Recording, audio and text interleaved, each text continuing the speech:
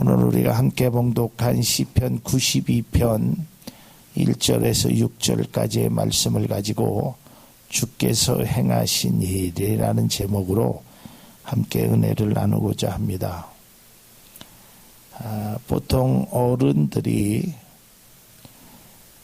또 때로는 자기 자신이 철이 들었다 아니면 철부지다 이런 이야기를 하게 됩니다. 철부지와 철이 든 사람의 여러 가지 차이점이 있지만 그 철이 든 것과 철부지의 그 경계선에서 어떤 일을 통해서 철이 드느냐는 것이 아주 중요한 사실이 하나 있습니다. 그것은 바로 부모님께서 나에게 행하신 일을 제대로 깨닫게 되면 그때부터 자녀로서 우리는 철이 들게 됩니다.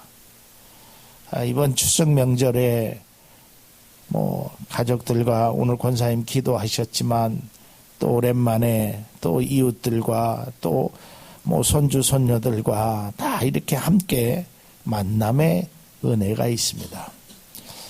이런 만남을 통해서 우리가 무엇을 깨달아야 되냐면 이런 소중한 가족을 허락하신 하나님 앞에도 감사해야 되고 또 이런 소중한 가족을 함께 할 수 있는 엄마, 아빠 그리고 자녀들에게도 이러한 일들이 정말 마음속에서 감사로 새겨질 때 풍요로운 추석을 맞이하게 된다는 것입니다. 그래서 저는 특별히 오늘 시편 92편에 있는 말씀을 통해서 신앙인이 철이 들었다는 신앙인의 말은 좀 그렇지만 믿음이 있는 신앙인이 되기 위해서는 하나님이 나에게 행하신 일 아니면 하나님이 이 천지를 향해서 하신 일을 내가 깨닫게 되면 그것을 인식하게 되면 나에게 큰 은혜가 되고 기쁨이 되지만 그것을 인식하지 못하게 되면 우리의 신앙은 날마다 새로워지기는커녕 오히려 퇴보하는 신앙을 갖게 된다는 것입니다. 그러니까 우리가 누군가의 은혜를 받던 또 누군가의 사랑을 덧입게 됩니다. 그 행하신 일을 우리가 어떻게 생각하고 어떠한 관점으로 바라보느냐에 따라서 매우 결과는 달라지게 된다는 것입니다. 오늘 찬송시에 여호와께 감사하며라고 시작하고 있습니다.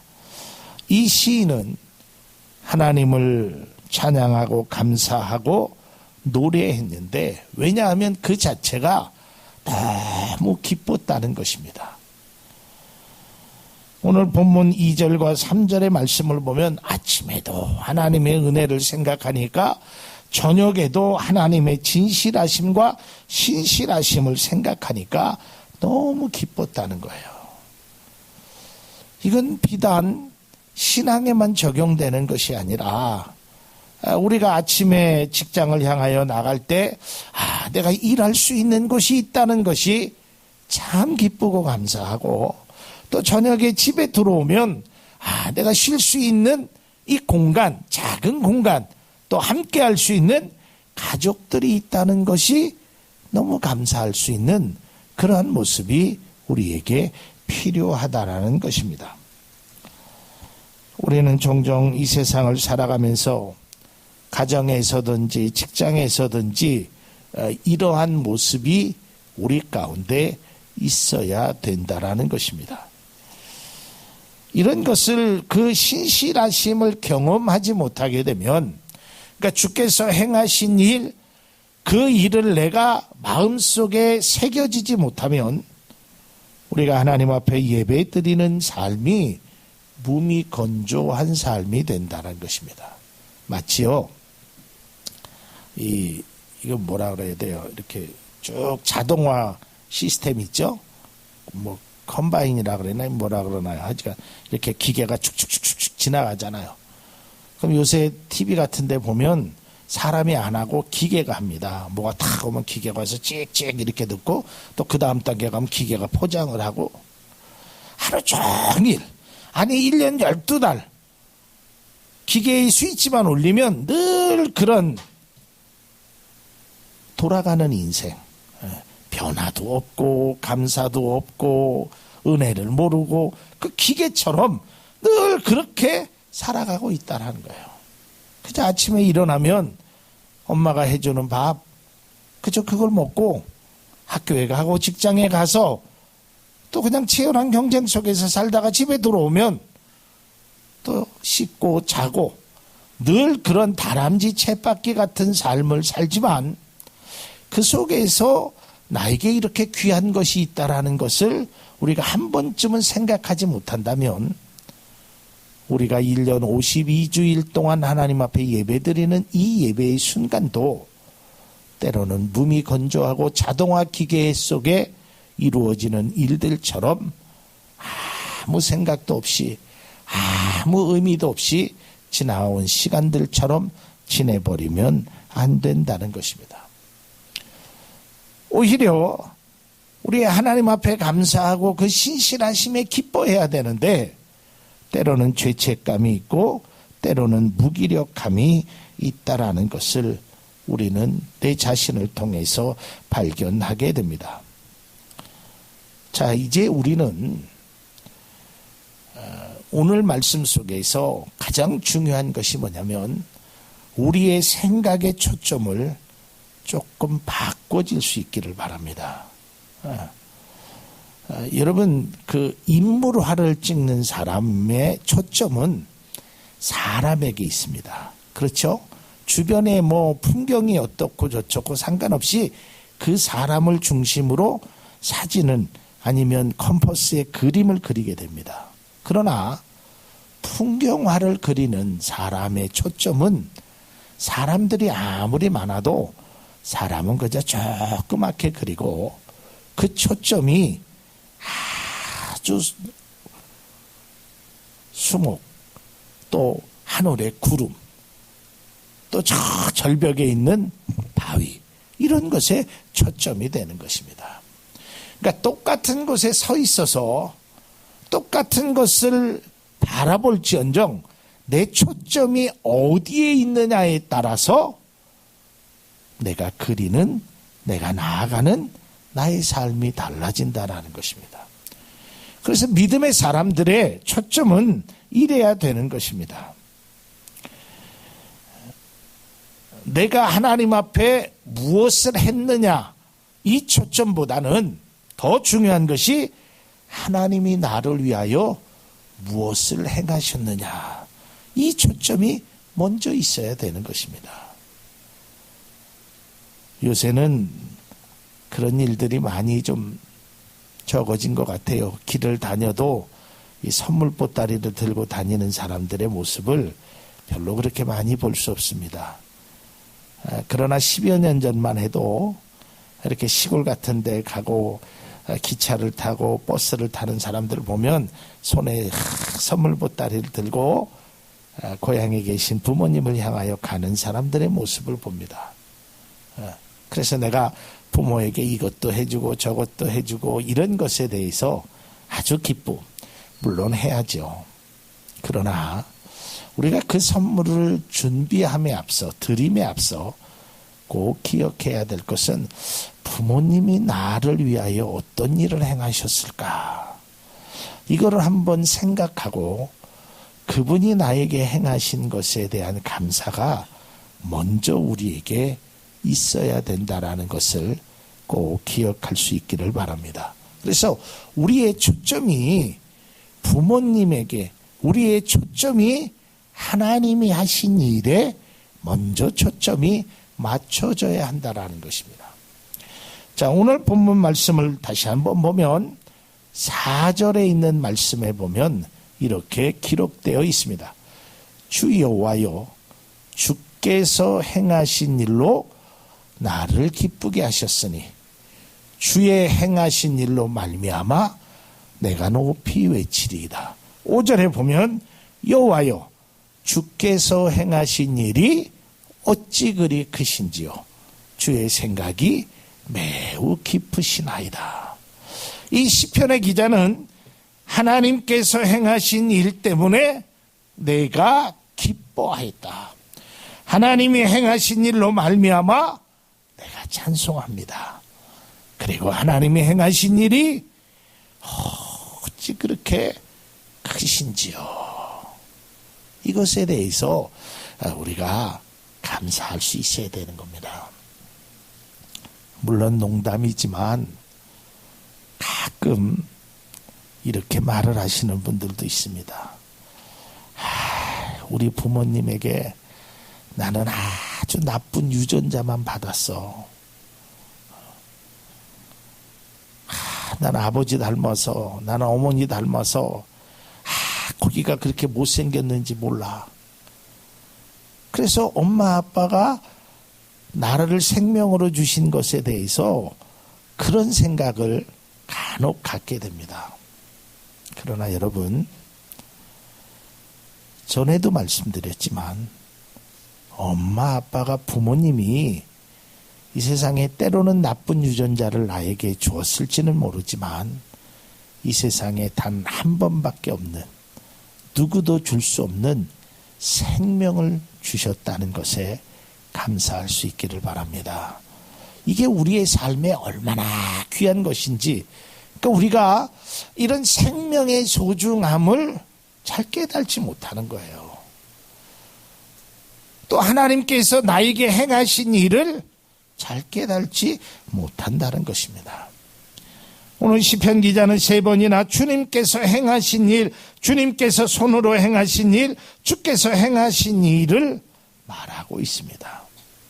신앙인은 하나님이 나에게 행하신 일이 얼마나 크고 놀라운지를 늘 가슴속에 되새기며 살아야 한다는 것입니다. 주님께서 이스라엘 백성들에게 큰 일들을 행하셨습니다. 창세기서부터 구약 말라기까지 쭉 보면 하나님의 손길이 어려움 중에서도 그들을 구원하시기도 하고, 마라의 쓴물을 달게 하시기도 하고, 300명을 가지고 미디안 사람들을 치기도 하고, 견고한 여리고 성도 물러나게 하고, 그런 일들을 행하셨는데 이스라엘 백성들은 그것을 망각하고 있었습니다. 출애굽기에 보면 하나님께서 이 홍해바다를 가르셨잖아요. 그래서 그 성경에 보면 육지처럼 그들이 건넙니다. 그리고 다시 홍해바다가 닫혀지잖아요. 자, 그랬을 때 그들이 아주 하나님을 경배하는 찬양의 미리암의 노래를 부릅니다. 우리 하나님 멋지시다. 우리는 건져주시고 애굽의 말발굽소리와 그 군사들은 물속에서 다 사장시키시고, 야, 우리 하나님 멋지다. 생명을 구해준 거거든요. 그런데 조금 있다가 배가 고프니까, 조금 있다가 목이 마르니까 생명을 구원해 준 홍해바다의 사건은 까마득하게 잊어버리고, 야, 우리를 먹을 것이 없어서 광야로 인도했느냐, 목말라 죽겠다, 힘들다, 하나님이 하신 일은 다 잊어버리고 지금 당장 눈에 보이는 것에 대한 불평과 원망 속에 살아가고 있다는 거예요. 여러분, 우리 부모님이 나에게 생명을 주신다는 것이 얼마나 소중하고 귀한 일인지 몰라요. 우리 지금 아이를 뱃속에 지금 임신 중인 귀한 분도 계시지만 이게 그냥 되는 게 아니거든요. 예. 이제 지금 임신 7개월 되시니까 이제 앞으로 한 2달 정도 되면 여기 아기를 낳으신 분들을 경험해 보지만, 앉아있기도 힘들고 누워있자니 힘들고 막 그게 뭐 어떻게 하지를 못하더라고요. 제 아내의 모습을 보니까 뭐 눕지도 못하고 앉지도 못하고 먹지도 못해요. 먹고 싶어도 애한테는 아프다면 안 먹어요. 이렇게 해서 아이를 세상 속에 태어나게 했단 말이에요. 그럼 태어나고 난 다음에 그만이냐? 태어날 때도 얼마나 진통이 심했어요. 태어나고 나서도 걷기까지 뛰기까지 얼마나 많은 일들을 행했냔 말이에요. 근데 그러한 일들을 다 잊고 살아요. 어려서 생각이 안 나서 그럴 수 있다고 쳐요.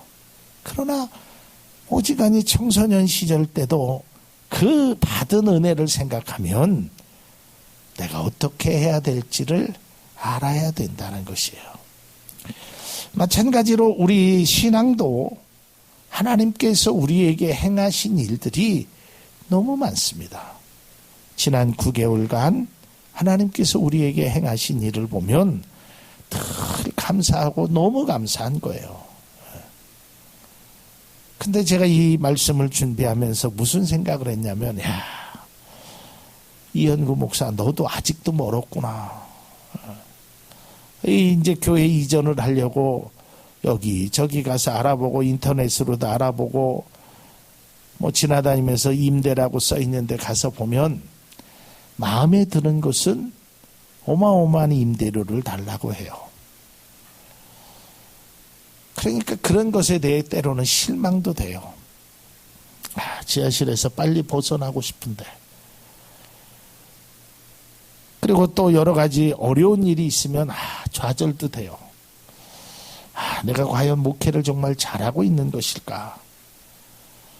그러다가 제가 이 말씀을 준비하면서 무슨 생각을 했냐면, 지난 하나님께서 9개월간 우리 교회에 행하신 일, 아니 지난 6년간 우리 교회에 행하신 일을 생각하면 이건 좌절할 일도 실망할 일도 걱정할 일도 아니라는 거예요. 시편, 다윗이 시편에서 고백했던 것처럼 내 영혼아 네가 어찌하여 낭망하며 불안하여 하는고. 너는 하나님을 바라라. 하나님을 바라봐라. 하나님께서 그동안 너를 향해서 하신 일이 얼마나 귀한 일인가를 생각해 봐라.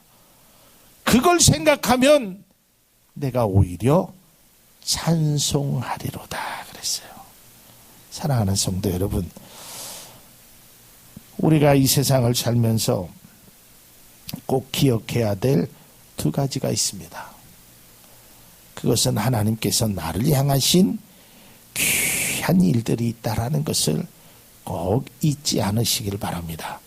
또 귀한 추석 명절 때 우리가 그저 엄마 아빠 또 가족들을 그냥 만남이 아니라 정말 소중함으로 저분들이 아니었으면 내가 이 세상에 존재하지 못했을 거라는 그분들에 대한 감사함과 고마움이 내 마음속에 꼭 넘치기를 주님의 이름으로 축복을 드립니다.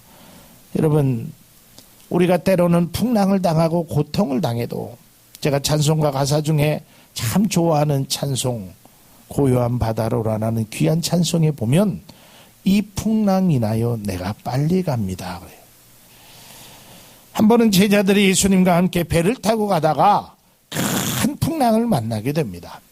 이때 예수님께서 주무시는 것을 보고 제자들이 예수님 앞에 짜증스럽게 이렇게 얘기합니다. 우리가 죽게 된 것을 돌보지 아니하시겠습니까? 이걸 조금 의역을 하면, 우리가 죽게 됐는데 예수님은 지금 잠이 옵니까? 우리가 지금 죽을 만큼 힘든데 예수님은 지금 뭐하고 계십니까? 라고 투정하는 겁니다. 그러자 예수님께서 바람과 바다를 향하여 명하시니까 그 거셌던 바람도 파도도 잔잔하게 됩니다. 이 사건을 통해서 제자들이 예수님이 어떤 분임을 발견하게 됩니다. 마가복음 4장 37절에서 39절의 말씀을 보면 큰 광풍이 일어나며 물결이 배에 부딪혀 들어와 배에 가득하게 되었더라. 예수께서는 고물에서 베개를 베고 주무시더니 제자들이 깨우며 이르되 선생님이여 우리가 죽게 된 것을 돌보지 아니하시나이까 하니 예수께서 깨어 바람을 꾸짖으시며 바다더러 이르되 잠잠하라 고요하라 하시니 바람이 그치고 아주 잔잔하여졌더라. 그리고 40절 이하에 야, 저분이 누구길래 말씀으로 이러한 일을 행하나. 그래서 예수님이 어떤 분임을 깨닫게 되는 것입니다. 여러분, 때로는 지지난 시간에도 말씀드렸지만 고난이 유익이 될 수 있습니다. 고통이 오히려 우리를 철들게 만들 수 있다는 것입니다. 돈이라는 것이, 때로는 우리에게 건강이라는 것이 좋으면, 많으면 좋습니다. 그러나 때로는 돈이 없기에 철이 든다면 오히려 돈이 많은 것보다 그것이 더 감사하고, 때로는 건강 때문에 좌절하기보다는 건강의 아픔으로 건강의 소중함을 깨닫고 다시 일어난다면 그 사람은 다른 어떤 건강한 사람보다 더 건강한 사람이 되는 것을 알게 됩니다. 때로는 어려움을 주시고, 때로는 빠른 길이 있음에도 불구하고 먼 길로 돌아가게 하시는 그 하나님의 이유가 있습니다. 그것은 우리를 고생시키기 위함이 아니라 우리에게 더 좋은 길로 인도하시기 위함이라는 것을 꼭 깨달아 알기를 원합니다. 저는 하나님께서 우리가 가진 것도 부족하고 연약하지만 또 우리가 갈 곳이 어딘지는 아직까지 확정되어 있지 않지만 분명한 것은 우리가 믿음으로 기도하며 나아가면 하나님께서 분명히 좋은 장소를 우리에게 보여주시고 우리에게 인도하실 줄로 믿습니다. 그러니까 우리는 그러한 믿음을 가지고, 그래서 제가 말씀을 준비하면서 지나온 그 삶을 뒤돌아보면 정말 하나님의 은혜였어요. 이대로 못이 안 된다고 하더라도, 그럴 리는 없지만 안 된다고 하더라도 감사하다라는 말이 저절로 나올 수밖에 없다라는 겁니다. 신명기 3장 24절에 보면 주 여호와여 주께서 주의 크심과 주의 권능을 주의 종에게 나타내시기를 시작하셨사오니 천지간에 어떤 신이 능히 주께서 행하신 일, 곧 주의 큰 능력으로 행하신 일 같이 행할 수 있으리까. 이제 모세가 마지막으로 고백하는 일입니다. 하나님의 능력밖에는 없습니다. 출애굽기 14장 31절에도 보면 이스라엘이 여호와께서 애굽 사람들에게 행하신 큰 능력을 보았다라고 기록되어 있습니다. 또한 신명기 24장 9절에도 너희는 애굽에서 나오는 길에 내 하나님 여호와께서 미리암에게 행하신 일을 기억할지어다 라고 말하고 있습니다.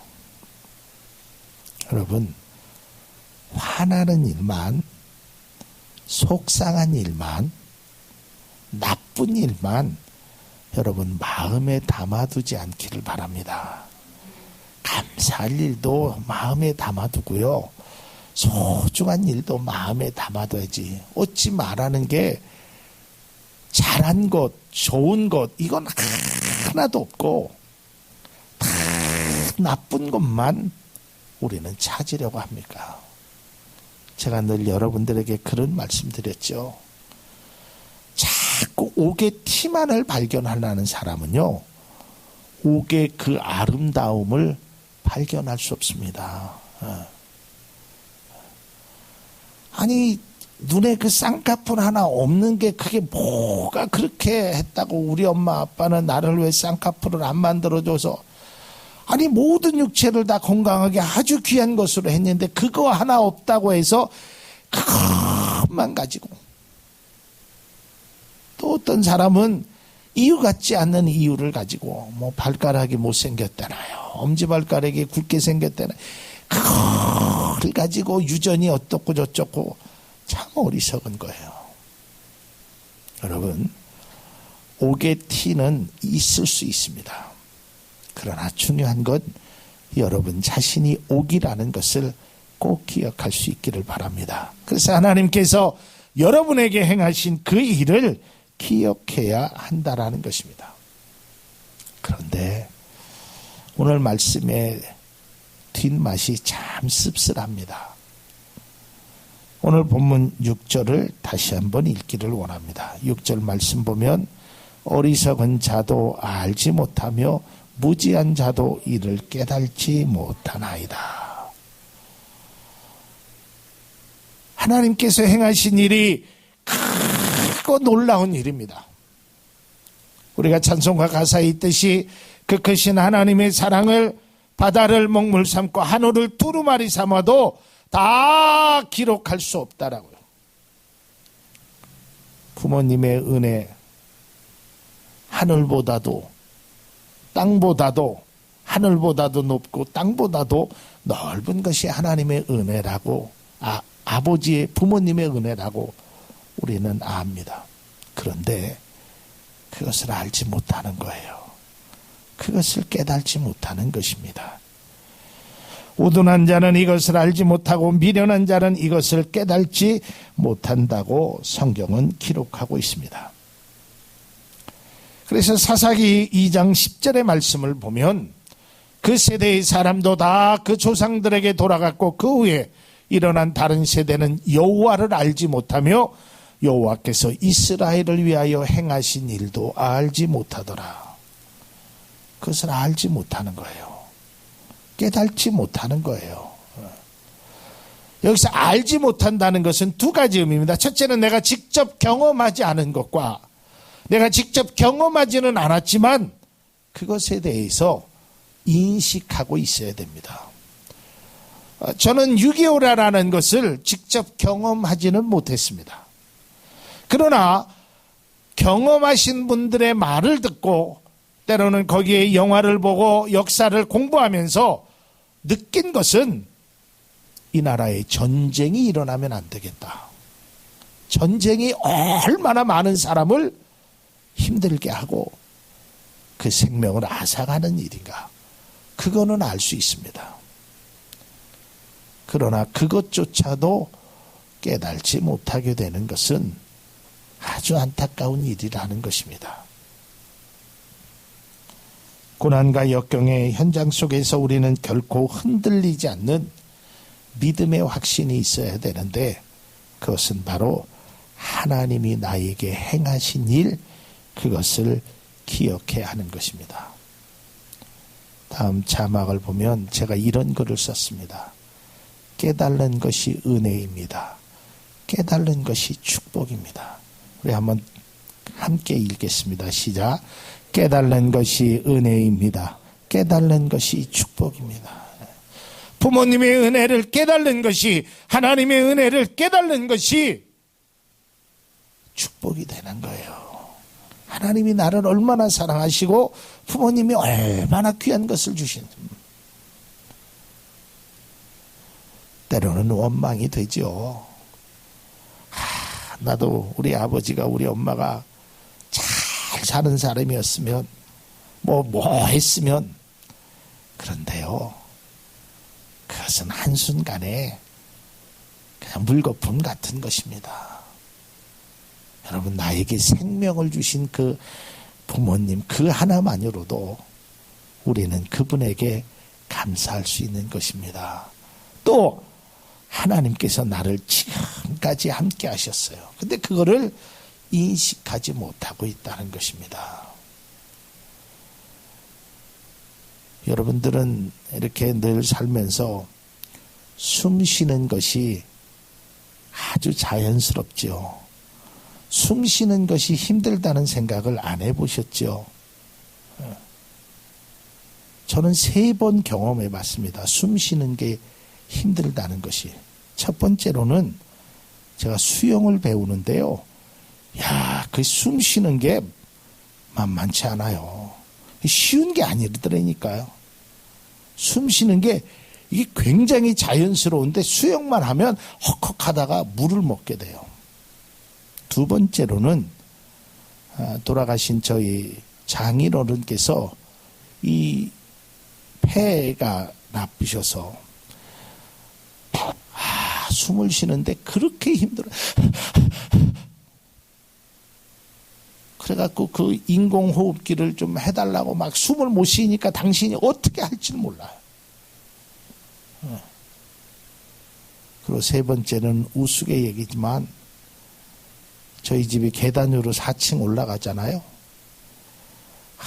무거운 짐 들고 4층까지 올라가 나면 숨 쉬는 게 얼마나 힘든지 몰라요. 여러분, 숨 쉬는 것도 은혜라는 것을 깨달을 수 있기를 바랍니다. 얼마나 감사한 일이에요.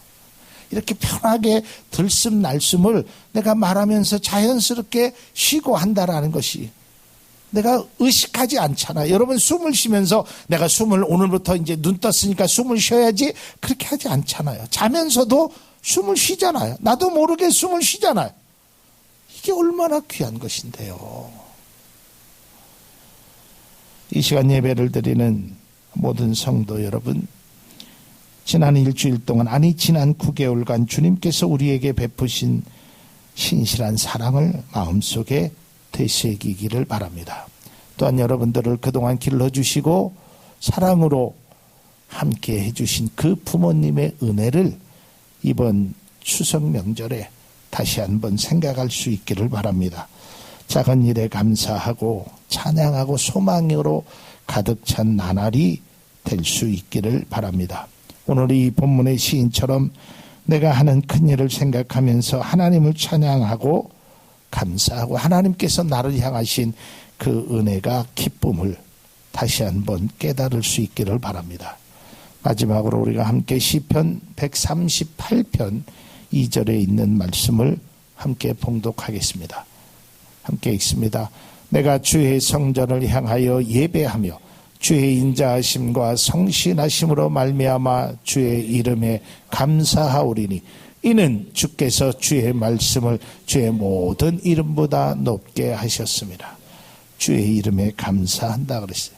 하나님께서 나에게 행하신 일은 크고 놀라운 일입니다. 또한 부모님께서 나에게 행하신 일은 너무너무 감사한 일입니다. 그것을 깨닫고 그것에 감사하는 그리스도인, 그리고 추석 명절이 여러분 가운데 참 기쁨의 순간들로 채워지기를 주님의 이름으로 축복을 드립니다.